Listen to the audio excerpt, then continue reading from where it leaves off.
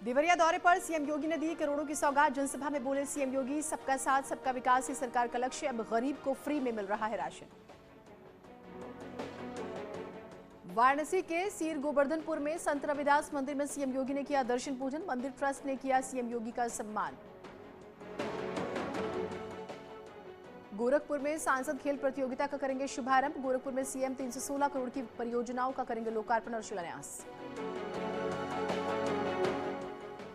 अखिलेश यादव ने paper leak होने को लेकर सरकार को घेरा। कहा, यूपी में चरम पर है शैक्षिक भ्रष्टाचार, ये लाखों बेरोजगार अभ्यर्थियों के भविष्य के साथ खिलवाड़। बीजेपी में कई दलों के नेता शामिल। प्रदेश अध्यक्ष स्वतंत्र देव सिंह की मौजूदगी में हुई ज्वाइनिंग। गाजीपुर विधायक विजय मिश्रा, पूर्व मंत्री जगनारायण तिवारी, बीएसपी नेता मनोज दिवाकर भी शामिल। सीतापुर दौरे पर प्रगतिशील समाजवादी पार्टी के अध्यक्ष अखिलेश शिवपाल यादव। जेल में बंद समाजवादी पार्टी के रामपुर से सांसद आजम खान से की मुलाकात। केंद्रीय गृह मंत्री अमित शाह 2 दिसंबर को करेंगे सहारनपुर का दौरा। सीएम योगी भी रहेंगे साथ में मौजूद।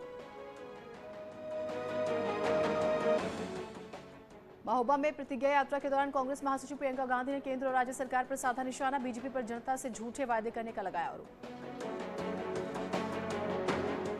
दिल्ली में सीएम धामी ने जेपी नड्डा के साथ की बैठक। पीएम के उत्तराखंड दौरे को लेकर हुई चर्चा। चमोली दौरे पर आप नेता कर्नल अजय कोठियाल, जोशीमठ में कार्यकर्ताओं ने किया स्वागत।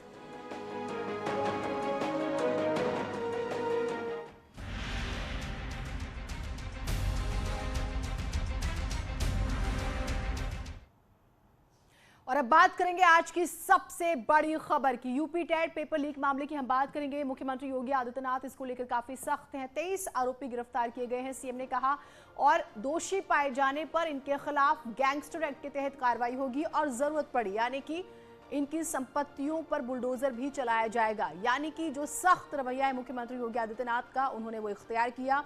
दोषी कोई भी हो, छोड़े नहीं जाएंगे। 1 महीने बाद फिर से ये परीक्षा होगी। तो मुख्यमंत्री योगी आदित्यनाथ इस पूरे मामले को लेकर काफी सख्त नजर आ रहे हैं।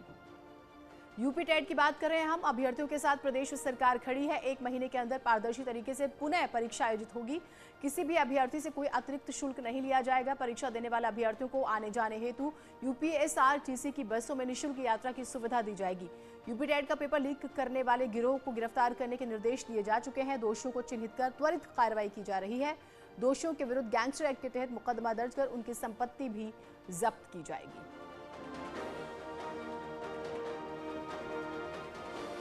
तो आज कि बीटीसी टीईटी का टेस्ट था, एक गिरोह कहीं से उसने पेपर लीक किया।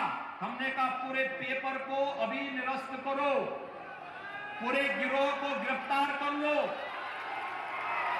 उन सभी बच्चों को सकुशल उनके घरों तक पहुंचाओ। 1 महीने के अंदर पारदर्शी तरीके से फिर से परीक्षा आयोजित करो। किसी भी बच्चे से कोई शुल्क अतिरिक्त नहीं लेंगे। उनके आने जाने की फ्री में व्यवस्था देंगे, या उन बच्चों का जो आई कार्ड होगा, उत्तर प्रदेश परिवहन निगम की बसेज में फ्री में आने जाने की जो सुविधा उसके माध्यम से उन बच्चों को प्राप्त होगी, ये सुविधा तो। लेकिन जिन लोगों ने शरारत की है वे भी सुन लें। उनके खिलाफ गैंगस्टर के तहत मुकदमा दर्ज हो रहा है। उनकी संपत्ति को जब्त कराने और राष्ट्रीय सुरक्षा कानून के अंतर्गत उनको सबको निरुद्ध करने जा रहे हैं। 23 लोग अब तक गिरफ्तार हो चुके हैं और शेष लोगों की गिरफ्तारी चल रही है। और कोई कितना भी बड़ा क्यों नहीं होगा, उसके घर में बुलडोजर चलना तय है। तो पेपर लीक होने की वजह से टेट की परीक्षा रद्द की गई। इस मामले में जहां सीएम योगी ने बड़ी कार्रवाई की बात कही है, तो वहीं अब तक हुई कार्रवाई में 23 लोगों को एसटीएफ ने गिरफ्तार भी किया। लेकिन पेपर देने पहुंचे परीक्षार्थियों में मायूसी है। पेपर कैंसिल होने की वजह से कई जगहों पर एग्जाम शुरू हो चुके थे और उसके बाद ये जानकारी धीरे धीरे जैसे जैसे फैली, हर सेंटर पर 2500 के करीब सेंटर्स थे पूरे उत्तर प्रदेश में। तो देखिए, जाहिर सी बात है, नाराजगी होगी। सालों की मेहनत होती है, लंबा इंतजार होता है। हालांकि 1 महीने में दोबारा एग्जाम होने की बात कही गई है। अभी सारा खर्च सरकार उठाएगी, ये भी दावा किया जा रहा है। छात्रों को कोई फॉर्म नहीं भरना होगा। साथ ही परीक्षा सेंटर पर पहुंचे छात्रों को घर पहुंचने के लिए बस की जो है सुविधा फ्री दी जाएगी।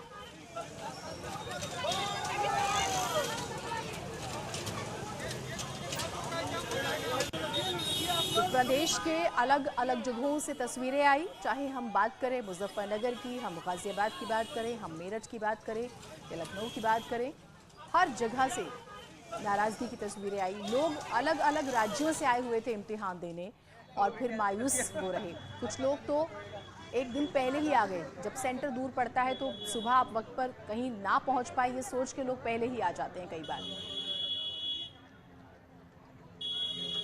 ADG law and order Prashant Kumar ने न्यूज 18 से विस्तार से बातचीत की। प्रशांत कुमार ने कहा, सॉल्वर गैंग के तार बिहार से जुड़े हो सकते हैं।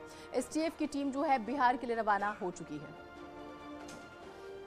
लॉ एंड ऑर्डर हमारे साथ हैं। सर, किस तरीके से ये परीक्षा रद्द की गई, क्या कुछ स्कैम हुआ और किस तरीके से पेपर आउट हुआ? मेरे द्वारा सभी को बताया जा चुका है कि आज टेट की परीक्षा थी, 2 पालियों में थी, 75 जनपदों में थी और लगभग 20 लाख अभ्यर्थी इसमें पार्टिसिपेट कर रहे थे। और आज सुबह कुछ ऐसे दस्तावेज बरामद हुए कुछ लोगों से, जिससे इस बात की पुष्टि हो गई कि इस परीक्षा की शुचिता नष्ट हुई है। तो तत्काल शासन ने त्वरित गति से इसमें कार्रवाई करते हुए इन परीक्षाओं को कैंसिल किया गया।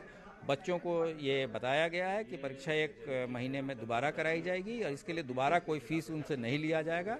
और आज जो भी लोग आए थे उनको ये बताया गया है कि ये जो एडमिट कार्ड है उसी बेसिस पर वो यूपीएसआरटीसी के बसेस से अपने गंतव्य स्थान तक ट्रैवल कर सकते हैं। हालांकि परीक्षा बहुत बड़ी थी और एसटीएफ इस तरीके के मामलों की बहुत पहले से पैनी निगाह रखे हुए थी, लेकिन उसके बावजूद इस तरीके का एक बड़ा स्कैम हो गया, पेपर लीक हो गया, कहीं चूक हुई है? किस तरीके से ये पूरा जो शिक्षा माफिया है वो सक्रिय था?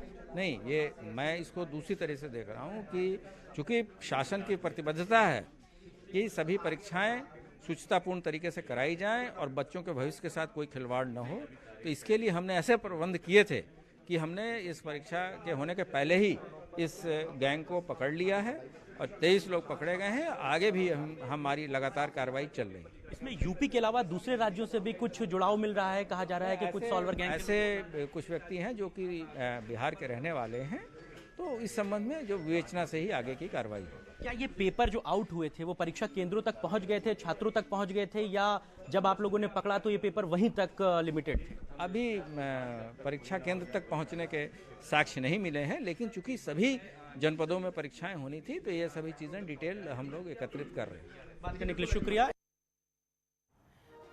उधर एसीएस बेसिक शिक्षा दीपक कुमार ने बताया है कि परीक्षा कराने वाली एजेंसी की जांच चल रही है। अगर दोषी पाई जाती है तो दूसरे एजेंसी से परीक्षा कराई जाएगी और दोषियों पर कार्रवाई भी होगी।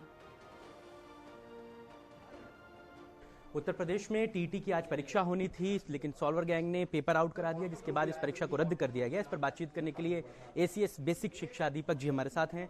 और सर, बहुत बड़ी परीक्षा होनी थी और आप लोगों की बहुत बड़ी तैयारी थी, क्या खबरें हैं, कैसे ये पेपर आउट हुआ, किस तरीके से आप लोगों के संज्ञान में आया जिसके बाद पेपर रद्द किया गया? वो तो अभी जांच चल रही है और जैसा आपको अभी बताया गया कि 23 लोग इसमें गिरफ्तार भी हुए हैं।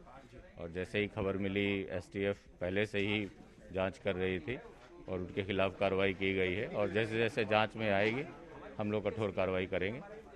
अभी जो आज पेपर रद्द हुआ है, अब अगले चरण में उसको कंपाइल कराएंगे, कैसे पेपर कराएंगे, कब तक के उसकी क्या दिशा निर्देश है? 1 माह के अंदर हम लोग कराएंगे और अगर एजेंसी का देखते हैं किसका इन्वॉल्वमेंट है, नई एजेंसी करके हम लोग फिर से परीक्षा की तिथि घोषित करेंगे और जल्दी कराएंगे। अभी तक प्रारंभिक जो सूचनाएं हैं वो कैसे मिल रही हैं, कहां से लोगों की गिरफ्तारी हो रही है और किस तरीके से ये जो पूरा गैंग था शिक्षा माफियाओं का वो सक्रिय था? ये थोड़ी सी जानकारी आ जाए फिर हम लोग आपसे साझा करेंगे इसको। सर, बहुत ज्यादा बड़ी पेपर था ये और इसकी तैयारियां बहुत पहले से थी। हालांकि योगी सरकार में अभी तक कोई भी परीक्षा कोर्ट तक नहीं पहुंची, इस तरीके का बड़ा कोई भी स्कैम नहीं हुआ, तो इस चीजों को कैसे देख रहे हैं आप? क्या ये लोग बहुत दिनों से सक्रिय थे या जो पुराने शिक्षा माफिया हैं वो एक बार फिर से सक्रिय होने लगे? ये देखिए, जैसे टीटी की परीक्षा पिछले वर्ष नहीं हुई थी कोविड के कारण, तो इस बार हम लोगों ने पूरी तैयारी की थी और जिला प्रशासन से और पुलिस विभाग से समन्वय करके किया गया था। और ये आशंका थी कि अगर इस तरह की कोई बात होती है तो उसको हम लोग पहले ही पकड़ लें और इसीलिए जो एजेंसी सक्रिय थी उनके संज्ञान में आया और कल रात से ये कार्रवाई शुरू हो गई थी और उसको फिर आज हम लोगों ने सुबह संज्ञान में लेते हुए उसको कैंसिल किया है। क्या ये जो सॉल्व पेपर थे ये परीक्षा केंद्रों तक बच्चों तक पहुंच गए थे या ये पहुंचने वाले थे, या सॉल्वर गैंग के जो लोग थे वो खुद पेपर में बैठने वाले थे? किस तरीके का ये जो स्कैम था? अब ये जांच में सामने आएगा, आपको बताएंगे हम लोग। यूपी के बाहर से भी इसके तार जुड़ रहे हैं, कहा जा रहा है कि बिहार के भी कुछ लोग थे जो इस पूरे गैंग में शामिल थे, इसकी क्या सूचना है? बिहार के कुछ लोग इसमें चिन्हित किए गए हैं और गिरफ्तारियां भी हुई हैं। बात करने के लिए शुक्रिया। हमारे साथ एसीएस बेसिक शिक्षा थे। उधर टेट की परीक्षा रद्द होने पर अभ्यर्थियों में मायूसी है। वाराणसी में परीक्षा सेंटर पर अभ्यर्थी नाराज नजर आए। पेपर लीक होने के कारण यूपीटीटी की परीक्षा स्थगित हो गई है और लाखों परीक्षार्थियों को मायूस होना पड़ा है। इस वक्त हम वाराणसी के सिद्धगिरी बाग के रामकृष्ण विद्या मंदिर इंटर कॉलेज में थे, जहां सेंटर पड़ा था, और अभी भी आप ये देखिए पेपर लीक होने की सूचना मिलने के बाद और स्थगित होने के बाद भी परीक्षार्थी जमा है। वो इसलिए जमा है क्योंकि ये उम्मीद ज़दा थे, ये उम्मीद से आए थे।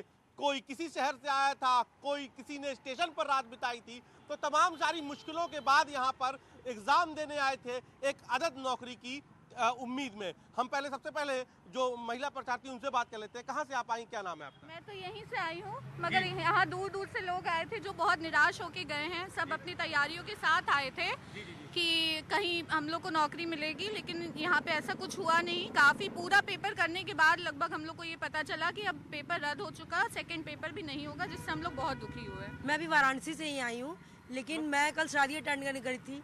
मैं सब काम छोड़ के सुबह कल रात भर ट्रैवल किया, फिर सुबह आई यहाँ एग्जाम देने के लिए, और आने के बाद ऐसा देखने को मिल रहा है। एग्जाम पूरा आधा आप लोगों ने दे लिया था, पता चला? आधा से ज्यादा हम लोगों ने अटेम्प्ट कर लिया था। प्रयागराज से आए हैं। अरे कितना, मतलब किराया बहुत कुछ खर्च हुआ होगा? हाँ सर, पैसा खर्च हुआ, टाइम वेस्ट हुआ। वापस जाना पड़ेगा, फिर आना पड़ेगा, एक दिन का टाइम निकाल के पढ़ने के। आप कहाँ से आई थी? यही बनारस से आए थे। बड़ी अफसोस होती है। मैं बिहार के समस्तीपुर जिला से हूँ और वहाँ से मैंने 2 दिन का सफ़र करके यहाँ आया हूँ।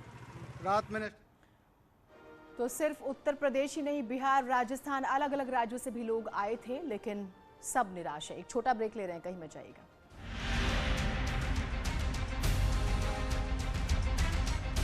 प्रयागराज